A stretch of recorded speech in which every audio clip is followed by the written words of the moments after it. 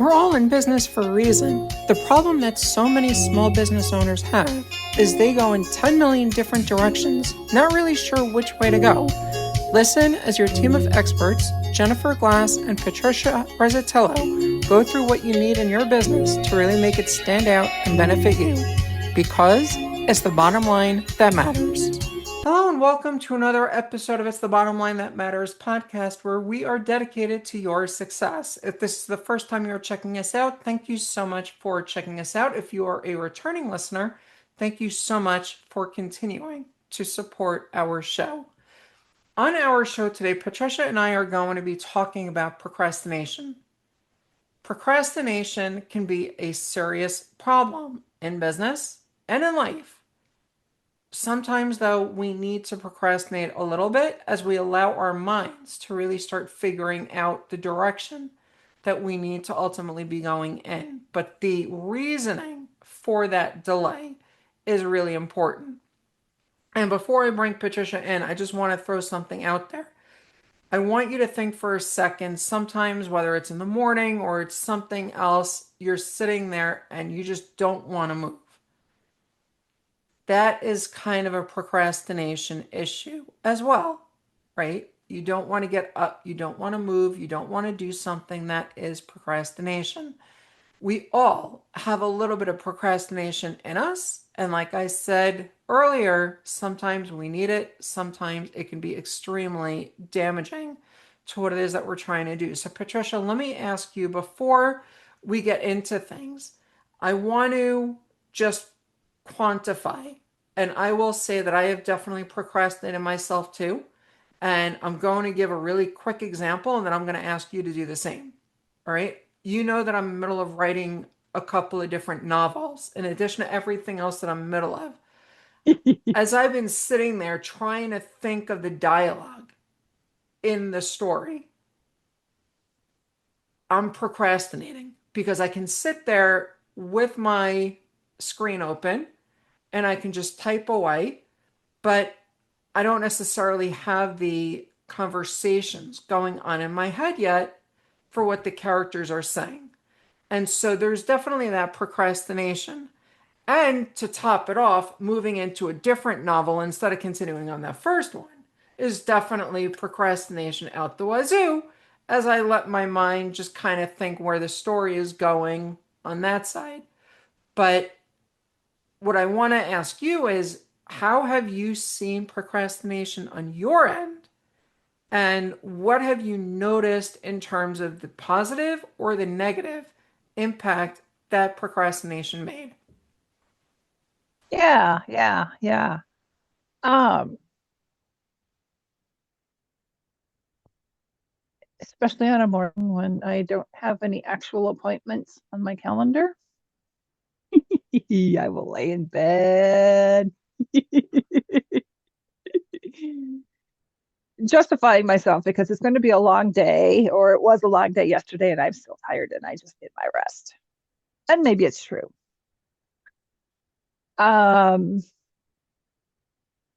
Other ways that I have procrastinated. I was in a coaching relationship with somebody where I was the client, he was the coach, and I was supposed to help him write a book. And he kept jumping what he was doing. I mean, he was doing his coaching thing, but he was also working outside of his coaching office. And he kept jumping from one business that he was working at to another. So we're jumping from industry to industry. And I didn't know what to write on. So I finally just dug my heels in and waited. I'll start writing when you get settled down and figure out what the heck you're doing. Right. Yeah. Uh, so there's So that let kind of me ask you though, procrastination. like I said earlier, the impact, whether negative or positive, what kind of impact have you noticed the procrastination that you have been doing Yeah. possibly having? Well, with me laying in bed an extra hour in the morning, that's an hour where I'm not in the office and I'm not getting stuff done. Yes, That's an hour that however, if you think I about, could work, I could get that stuff done, and then I could take the dog for a walk, which I need to get out of the house more often and do more of my walks anyway. And the dog, it's his job to dig me out of the house, and he does his best. And many days it doesn't work. yeah, uh, yeah, so there's kind of the cost on that. With my friend that I was supposed to help write a book, I mean, he did eventually settle down into what he was doing and get enough clients that he didn't have to work outside jobs. And then he found somebody who was really sharp and really good to help him write a book. And actually, I felt kind of bad because I was supposed to have done that for him. On the other hand, I felt good because I didn't have to do it. okay. I'll tell you, I've had a client that we were doing the bartering also, and I was doing the coaching for him for quite a few months. And he was supposed to be making outbound calling for me, trying to set up Uh-huh. appointments and what have you. And he never did. So I Yeah. know both sides of what you're talking about. What you just said that you did to the coach and being that coach and Yeah. expecting Yeah. it on the I've been other a, side. yeah. And to digress just momentarily, I have been in situations where we were going to barter something. And the real problem with the situation was that neither of us had shared what we did well enough to the other so that either of us were convinced that we needed to pay the other person for their services. Now, I'm not saying that all barter situations are going to be like that, but that's been really my experience. Okay. It's difficult to work out because there aren't real financial skin in the game. So Right. it can be tricky. Yeah.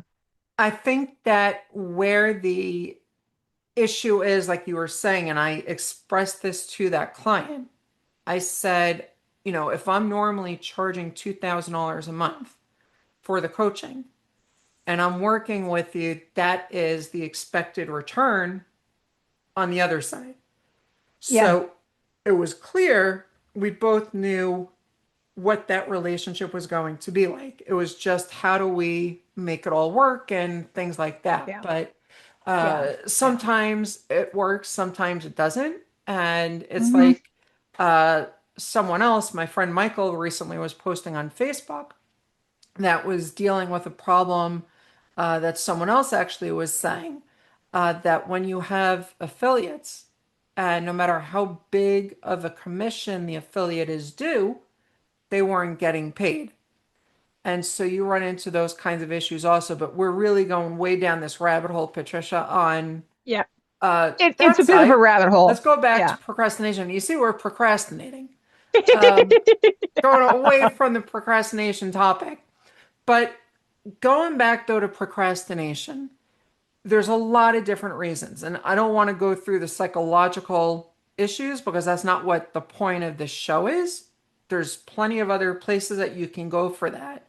But a couple of statistics that I did want to just throw out there. According to a 2015 study by Rate Sutter, there was a study of 2,000 adults, and it found the average person spends roughly 218 minutes a day procrastinating, which is about Oh, 55 days of total lost time every year. Think yep. about that for a second. If you have an employee in your business and they are procrastinating 218 minutes a day, what is that really costing you at the end? According to, Wow. again, the statistics, roughly about ten to $15,000 a year annually per employee. At least, I mean, that's almost 2 months worth of days, worth of, business days. It's actually more. That's a chunk. Yeah, 22 roughly. business days a month. So 55 is 2.5 months. Yep. Yeah, that's significant. And I have fired staff before for procrastination. I never hired her again. Yeah. Um, and it took me a while to get there too. Yeah. Yeah, that's a really huge issue. That's I would call that time theft. Is it time theft though, or is it that I need to understand and frame my thoughts? Again, like I positioned it earlier, Yeah, right?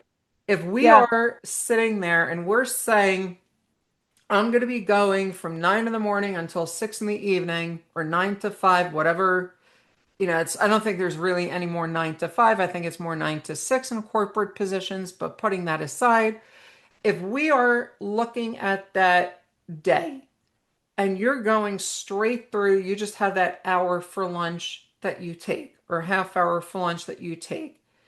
I don't think that you are going to really be in a position to be operating optimally 5 days a week.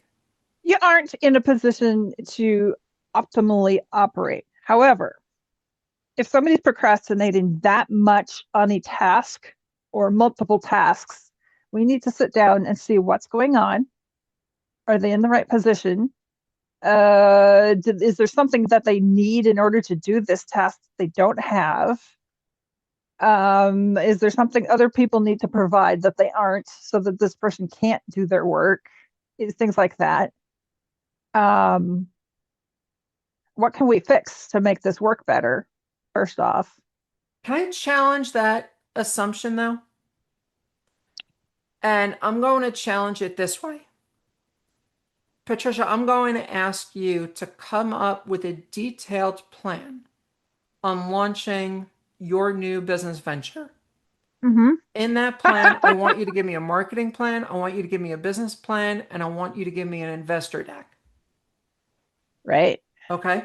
Now, Okay. I'm asking you for three things to do for that new venture, right? Right. Now, what I'm going to say is if I gave that to you right now, would you know exactly what to do? And I'm telling you not to use AI. Would you know exactly what to do off the bat and start doing it? Or is it going to take you a little bit of time before you can even start writing whatever it may be for one of those plans? Yeah, it's going to take me some time because first off, we have to articulate what it is we're doing and who it is that we're doing it for. And that in and of itself takes time, even if you are using AI. So let me say that the basics are done, right? You Okay. already have the basics outlined, you have everything there, but you still need to formulate a very strong plan because your boss is asking you, give me this deck, right? The three pitches, decks, whatever it is. So if you're looking at it from that perspective, part of that procrastination time isn't necessarily procrastination, right? It is Right. simply I'm sitting at my desk. I may be staring out into thin air, but I'm not daydreaming. I'm letting the ideas formulate so that I can then move forward. Do you Well, see the and two equally or do you see them differently? I see, I see what you're saying. Same thing with Um, going out for a walk, right? You need to just get away well, from your desk so that you can clear your head so that you can start working. Same idea. yeah, I forget which advertising marketer guy that it was, but there was a story that was told about him. So the company hired a new person. This guy was already working there. They hired a new person and they said, if you see him in there just sitting and staring, don't bug him, bring him a cup of coffee He's working. It doesn't look like he's doing anything, but he's working. That's part of the creative process, is to sit off and stare, or to go and do something that gives you some inspiration so that you can come back and do the thing. I say that as an artist. Um, and I have found with doing things like building business plans or marketing plans or investor decks, yes, there's a format to all of those. And two, you do have to get creative with what you are going to put into them sometimes. And that takes doing alternative activities that disengage your active brain so that your brain can process and come up with something. I would not call that procrastination necessarily. All right, so I want to take it back then to a different step. Years ago, at my first quote unquote real job, right? Because I had many jobs before then, but my first corporate job, there were a couple of friends in the marketing department where I worked, and we would go over to each other's desks and we would just talk for a little bit as we're running ideas around in our head about all the different things that we needed to do. Yep. Sometimes it was we needed to pitch senior management. Sometimes it was we just needed to do what was we needed to do. Sometimes it was how do you do this thing? Because I have no idea how to do it. And very often I needed to go over to my creative team and say, I need you guys to make this for me. I have no idea the direction I want it, but I need you to help me figure that out. Yeah. And, let's talk. And as we're talking, we may be able to figure it out. So there were a lot of things that were going on. And I will say that in a given week, my friend Mara and I, as an example, were probably talking for the equivalent of about an hour a week about anything but what we were doing. She was one of the copywriters, I was on the planning side. So when we think about what it was that we were doing, were we really procrastinating? Or were we clearing our head to better do what it was that we need to do? Yeah. It's a good question. And it's not something that somebody from the outside could actually say, oh, they're just procrastinating. Get back to work, guys. I will tell you, senior management saw us very often. Yeah. Where Yeah. I Yeah. was, we had fishbowl offices. So there were no outside windows. It was only inside windows that looked out to the bullpen. So Ah, senior management sat in those rooms and everyone else was in the cubes in the bullpen. And uh-huh. so you kind of had the bosses knowing exactly what it was you were doing, but that was kind of the way things were going.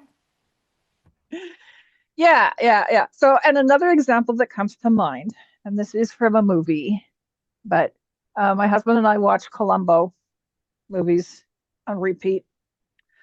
And one of them, many of them actually, he mentions his wife, and in one of them he says, "When I get lost and I can't figure anything out, I just go and talk to my wife."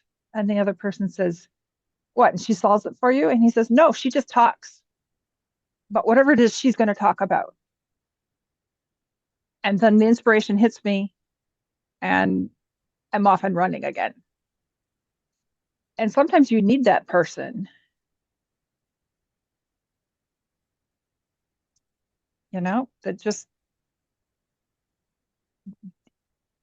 attach your conscious brain and the assumptions that you attach to something so that you can see what the pattern actually is. In his case, he's solving a crime, but we have these challenges that come up, whatever they are, and we have to be able to do that too. Right. So going back to procrastination and the overall idea. So, what we started our conversation on today was how to quantify it and the real cost of procrastination. So, I mentioned the 218 minutes of procrastination per day, right? Over 3.5 hours per day of procrastination time. And we spoke about how to quantify that because of it, right? With the real cost of procrastination. But if we're looking though at what you and I are doing, as an example with this podcast, would you consider that procrastination? Accountability is a completely different story, right? Accountability, you and I and Daniel, we are talking about everything that we do and putting ourselves in an accountable position with that. But is the Yeah. podcast procrastination or is it related to what we're doing? Well, again, it kind of depends on how you want to look at it. Um, we could say it's related to what we're doing because we talk a lot about what we're doing. And I don't know about anybody else, but I often get new ideas and insights just from having this conversation. Um, if we are using it specifically for marketing, um, one has to have a real strategy with a podcast for marketing. It's not a very direct route to clients. And therefore, one could say, well, if this is your objective, then maybe you're procrastinating and doing this instead of things that would be more direct reaching prospects. Okay, that's it, folks. So, Nice knowing you.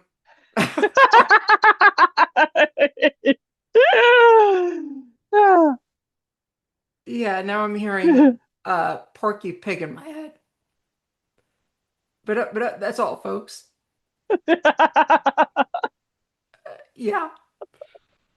So anyway, though, in terms of procrastination, I think, Patricia, you would agree with me. Sometimes we need that procrastination. We need a way to clear our head to better think about what it is that we're doing. Like you were saying with the Columbo example, that he would talk with his wife, and it would solve the crime because it would trigger something in his head based on that. So I think, similarly speaking, as an example, when I was speaking with Mara, as an example, to just sometimes talk, it allowed those ideas to get unlocked because of something that she said. Now, you know the way yeah, my head works. You say certain words, and I immediately jump to songs or things along those lines. And right. it's really easy for that to happen sometimes. And that's why you heard when I said, but that's all, folks, because it jumped to that. And there's certain things, it just immediately, there's that neural synapse that's there. So if we're thinking about then procrastination, is it a benefit? Is it a disadvantage? Is it neutral? What would you look at it from that perspective? It kind of depends on the reason. Just if you're gathering more information or resources, or if you're processing the resources you have, that's okay. If you're just putting things off because you're scared to do it, well, that's not as okay. You need Right. to figure out how to get started. And that's exactly what Brian Tracy in Eat That Frog says to do. Do the thing that is the worst thing on your list today to do. Like, Yeah. how many people, certain countries overseas may enjoy frogs, and no judgment for those of you that do. Personally, for me, I think about a frog and I start, first of all, Princess and the Frog. I don't want to, eat one if that's the prince. Although I have to say I haven't kissed any frogs, so maybe that's why I haven't found How them, would but you different story. know? But yes. So Uh, point being though, eat that frog. Do the thing that is going to be worst to do on your list. Get it done first, so that way everything else is unbelievably easier as a result. You get yeah, that done, you keep moving on. That's one way to avoid procrastination. I think, as Patricia and I were saying, though, procrastination is really going to come down to what exactly is the reason behind it? Is it, I am just lazy and I don't want to do anything? I don't want to study for the test. I don't want to write the plan. I don't want to do whatever. Or is it, I'm thinking, like Patricia mentioned, that ad executive who, if you see him staring out into thin air, that is what exactly he's doing. He's thinking as he's staring out into thin air. He's running ideas through his head. So there's all sorts of different things that you need to be thinking about as you move forward in that regard. On that note, we thank you again for continuing to check us out. This has been another episode of It's the Bottom Line That Matters podcast. And until next time, here is to your success. Thanks so much for listening to another amazing episode of It's the Bottom Line That Matters podcast.